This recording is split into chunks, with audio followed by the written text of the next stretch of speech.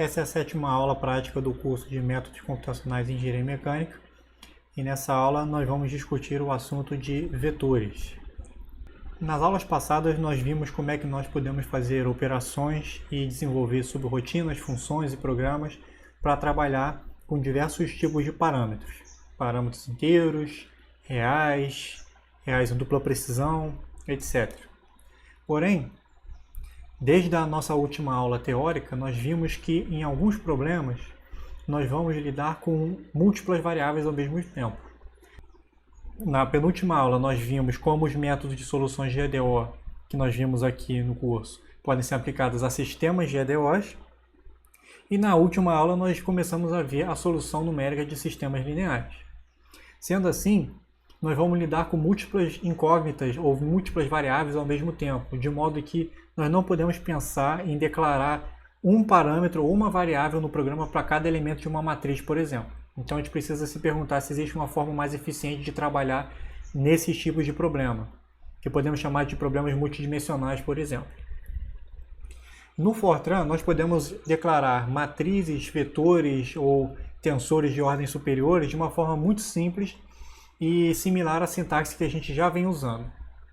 Basta adicionar o comando dimension após declarar o tipo da variável em questão. Então, por exemplo, eu posso colocar aqui no meu programa integer, vírgula, dimension 5 e depois de declarar uma variável i. Assim eu vou estar declarando um vetor de inteiros com 5 posições. Lembrando que no Fortran o primeiro elemento é sempre o elemento 1, ao contrário do C, do Python e de outras linguagens onde o primeiro elemento é o elemento 0. Se eu quiser declarar uma matriz, ou seja, um tensor de ordem 2, eu vou ter que usar 10,10 para declarar, por exemplo, uma matriz 10 por 10. Aqui eu estou declarando uma matriz com números de dupla precisão. E essa matriz vai se chamar A. Se eu quisesse um tensor de ordem 3 com 10 posições por 10 posições por 10 posições, eu poderia simplesmente botar 10,10,10. E assim sucessivamente. Do ponto de vista prático, não tem limitação para quantas dimensões a gente pode incluir. Como é que a gente faz para acessar os elementos de um vetor de uma matriz? Por exemplo, vamos tomar essa matriz de números reais que nós declaramos com 10 linhas por 10 colunas. Se eu quiser acessar um determinado elemento, o que eu tenho que ter em mente? Eu tenho que ter em mente que, pelo menos para matrizes, ou seja, de tensores de ordem 2, na primeira posição nós temos o número da linha e na segunda posição nós temos o número de colunas. Assim, se eu quiser escrever o elemento da linha 5 na posição 7, eu simplesmente boto para escrever A5,7. Da mesma forma, se eu quiser a 10ª linha com a 5ª coluna, A10,5. Se eu quiser associar algum elemento dessa matriz a uma variável, eu posso fazer, por exemplo, esse comando x igual a A5,7, desde que x também seja real 8 nesse caso. Okay? Então você pode pegar um elemento de um vetor e associar a uma variável, desde que esses dois possuam o mesmo tipo, nesse caso aqui o real 8. Eu também posso fazer o seguinte, eu posso acessar uma coluna inteira ou uma linha inteira do Fortran utilizando o comando dois pontos. Então vamos supor, por exemplo, que eu tenho uma matriz A, 10 por 10, e um vetor x com 10 posições. Se eu quiser que o vetor x receba a 4ª coluna da matriz, basta eu fazer x igual a 2 pontos, vírgula 4. Então, eu não preciso, por exemplo, fazer um do com i igual a 1 até 10 para fazer xi é igual a ai, vírgula 4. Eu posso simplesmente fazer essa declaração aqui que o Fortran entende. Isso nem sempre é possível nas outras linguagens e produz uma facilidade enorme na hora de programar com vetores e matrizes. Também é possível fazer a soma facilmente dos elementos de um vetor, usando o comando sum, S-U-M. Por exemplo, se eu quiser armazenar na variável y a soma dos elementos do vetor x, mas apenas da posição 2 até a 7, basta apenas fazer sum x de 2 até 7. 2 até 7 é 2 pontos, 7. E eu posso aplicar isso também, por exemplo, para colunas e etc. Tudo bem? E se eu quiser fazer isso com todos os elementos do vetor, basta apenas botar y igual a sum x, sem nada no parênteses, ou x, parênteses, 2 pontos. Então, para declarar uma matriz com m linhas e n colunas, nós vamos precisar declarar antes m e n como parâmetros. Ok? Então, se eu quiser fazer aqui integer, vírgula, parâmetro n igual a 50 e m igual a 100, eu consigo declarar as dimensões de vetores aqui com dimensão m, dimensão n e dimensão mn. Outra possibilidade é a seguinte, eu posso abrir mão do comando dimension e eu posso simplesmente botar real 8, b, entre parênteses m, x, entre parênteses n, e a, entre parênteses a, m e n. Então nós temos que saber o tamanho das matrizes e dos vetores antes de rodar o programa, porque a gente precisa incluir essa informação no código-fonte. Ok?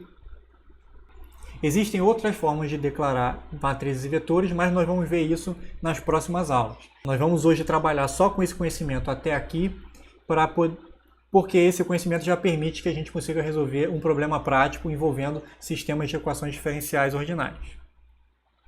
Então vamos dar uma olhada num problema aqui que a gente vai resolver. Bom, aproveitando o momento atual que a gente está passando, vocês podem encontrar um artigo muito interessante na Wikipedia chamado Modelos Compartimentais em Epidemiologia, que são modelos matemáticos que tentam prever como algumas epidemias vão se desenvolver ao longo do tempo.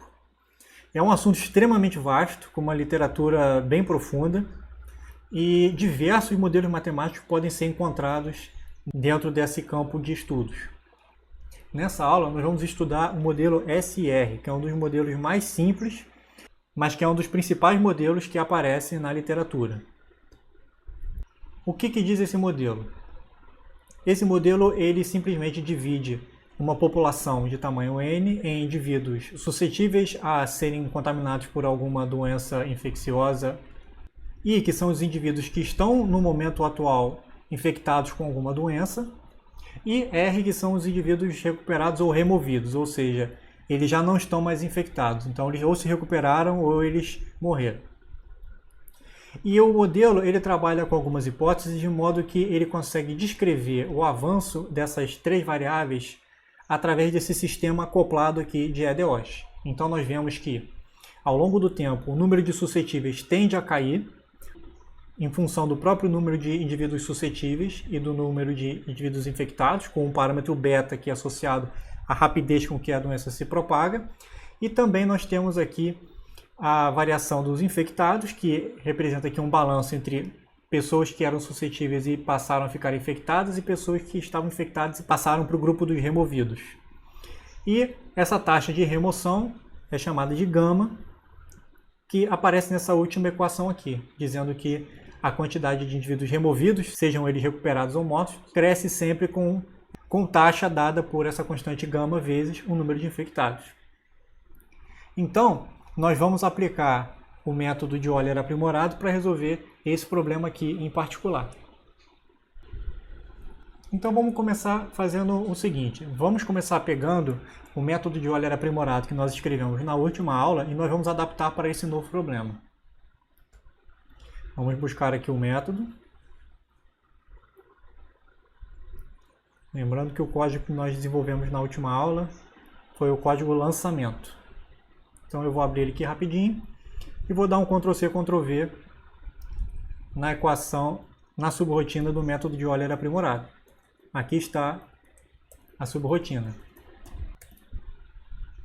Peguei o que eu queria, vou fechar aqui o programa. Vou abrir um novo documento e já vou deixar isso salvo aqui. Vou chamar esse código aqui de sr.f90. Vamos deixar ele aqui por enquanto e depois a gente retorna a ele. Vamos agora escrever uma subrotina que vai calcular o valor da função no sistema de EDOs que a gente viu. Se vocês lembrarem bem de como estava o modelo na página da Wikipedia, vocês vão ver que ele já estava na forma de um problema de valor inicial. Então basta apenas escrever o lado direito das equações nesse ponto aqui, certo? Então vamos desenvolver aqui subrotina. Vou chamar de FSR, a minha subrotina. Tudo bem? Então vamos colocar aqui implicit none, certo? E vamos começar aqui. Ela precisa, antes de qualquer coisa, da variável dependente, certo? Se a gente olhar lá na equação, a função de cada uma das EDOs não é função do tempo, mas é função das variáveis dependentes S, I e R. Vamos botar tudo no vetor x. Vou escrever aqui e vou botar real 8, dimension 3, x, certo? E a resposta dela também vai ser dada na forma de uma função com 3 posições. Então eu vou dar aqui também f, ok? Repare o seguinte, vamos escrever, por exemplo, a primeira equação. Eu tenho aqui f1 igual, se a gente olhar lá, nós vamos ter menos beta vezes i vezes s dividido por n. Então vamos botar aqui menos b para significar o beta, vezes o s, vamos chamar s de x1, a primeira posição do vetor, vezes x2, a segunda posição do vetor, então o número de infectados, dividido por n, que é o número da população. Então repara que esse beta e esse n vai ter que vir de algum lugar, e nós vamos usar um módulo para fazer isso. Tá? Mas vamos escrever as outras equações. Nós temos f2, que é igual a exatamente esse termo aqui em cima, sem o sinal negativo, menos gama vezes i. Então eu vou chamar gama de g e vou botar i, que eu vou chamar da segunda posição. Certo? Vamos botar uma notinha aqui para lembrar a gente dessas coisas. Modelo SR. Então vamos chamar x1 é igual a S, x2 é igual a I, x3 é igual a R. Tá bom? Assim, em caso de dúvida, a gente vem aqui e consulta essa notinha. Então agora está faltando a terceira equação, certo? F3 igual a G, que é o gama, vezes x2. Tudo bem? Então aqui está a nossa função, mas nós precisamos de um módulo para armazenar os valores de n, de beta e de gama. Então vamos fazer ele agora também. Módulo global, end, módulo global. E eu vou declarar aqui as minhas variáveis b, g e n. Ok? E aqui eu vou botar use global. Tudo bem? Nessa equação do método de Euler, não preciso chamar os parâmetros porque ela só vai chamar essa função. Então está tudo bem. Mas a gente precisa vir aqui e fazer uma pequena modificação que é a seguinte. Tanto essa variável v aqui, quanto as variáveis f1, f2 e fv, não são mais variáveis escalares, mas são vetores de 3 posições. Então o que a gente tem que fazer? A gente tem que copiar essa linha aqui embaixo, deixar só ΔT como um escalar, certo? E deixar aqui essas variáveis como vetores de 3 posições. E aí a aplicação do método de Euler ocorre da mesma forma. Tudo bem? Então o nosso método de Euler aprimorado já está programado, a nossa subrotina do UFC já está programada, e o nosso módulo global já está programado também. Só está faltando o programa principal. Vamos fazer ele aqui. Program SR end program SR. Ok? Vamos botar aqui use global e implicit none. Vamos agora declarar as nossas variáveis. Nós precisamos, antes de qualquer coisa, de um passo no tempo, certo? Para ser o nosso, para usarmos na integração. E também precisamos declarar a variável dependente do problema, que vai ser x nesse caso, com dimensão 3. Também vou declarar o tempo aqui para a gente poder escrever o resultado ao longo do tempo. Então agora vamos dar alguns valores para os parâmetros, tá? Parâmetros do problema.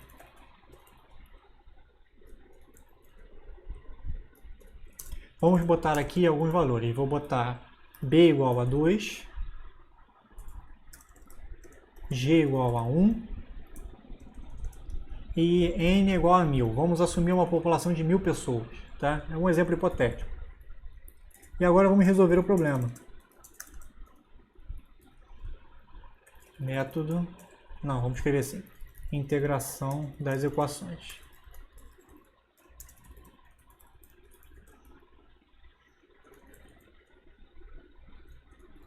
Tá? Eu vou ter que declarar agora um inteiro para poder ver quantos dias eu vou fazer, certo? Então, do igual a 1 até n. E por simplicidade, vamos dizer o seguinte. Vamos dizer que nosso ΔT é igual a 1, ou seja, passo no tempo de um dia. E vamos supor que eu vou fazer aqui 100 dias. Vamos ver o que vai acontecer. E aí eu vou fazer do igual a 1 até n. N de do. E eu preciso da condição inicial, né? A condição inicial aqui é a seguinte. Nós precisamos que pelo menos um infectado, para poder infectar o resto da população. Podemos ter 0 recuperados. E aqui nós vamos botar o tamanho da população menos 1, certo? Vamos ver o que vai acontecer. Agora nós precisamos apenas chamar o método de Euler aprimorado, certo? Onde a gente precisa agora aqui fazer o seguinte. Nós precisamos chamar call Euler 2 x dt, certo?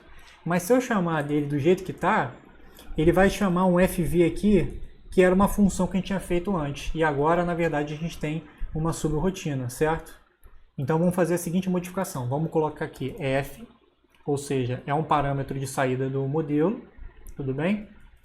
E aqui eu vou trocar para call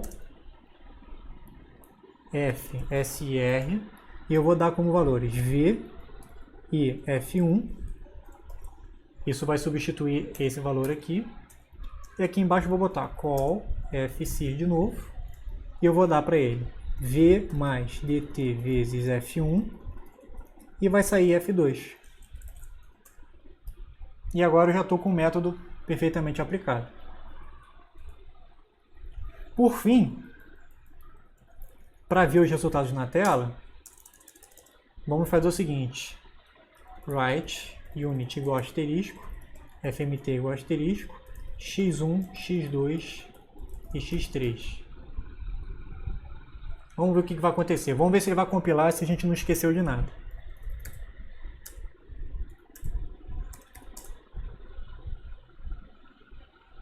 Ele está dando um erro aqui.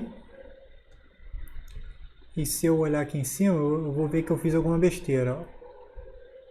Ele está reclamando aqui no real 8DTT e eu meio que larguei isso aqui sem razão nenhuma.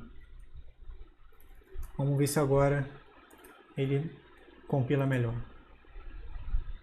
Ele só está reclamando que eu não declarei a variável inteira, certo? E n. Agora repara, eu aqui estou querendo declarar esse n aqui, mas o que vai acontecer? Ele vai reclamar com esse n maiúsculo aqui. Se eu der aqui, ó, ele está dizendo que eu declarei a variável duas vezes. Então vamos chamar aqui de n tot, por exemplo, n total.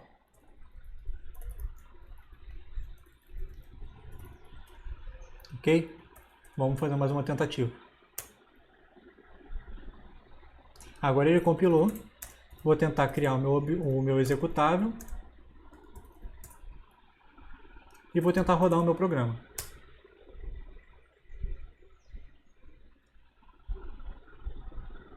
Vamos ver aqui os resultados. Vou rodar de novo só para ficar melhor organizado. Então esse aqui é o meu resultado. Olha, eu comecei com 1000 pessoas. Repara que como a quantidade de infectados vai aumentando com o tempo. E depois ela vai caindo. Ao passo que o número de recuperados vai só aumentando e vai tendendo até o final. Então, no final, ficou mais ou menos com 206 pessoas suscetíveis, um número muito pequeno de infectados e praticamente a maior parte da população recuperada. Eventualmente, no limite, toda a população vai partir para o compartimento dos recuperados. Mas isso aqui foi só um exemplo de como a gente pode executar esse modelo aqui. Tudo bem? Nas próximas aulas, quando a gente terminar de ver todo o conteúdo de Fortran, nós vamos voltar nesse problema aqui para poder gerar alguns gráficos e ver as nossas respostas. Tudo bem? Então, por hoje é só isso e até a próxima aula.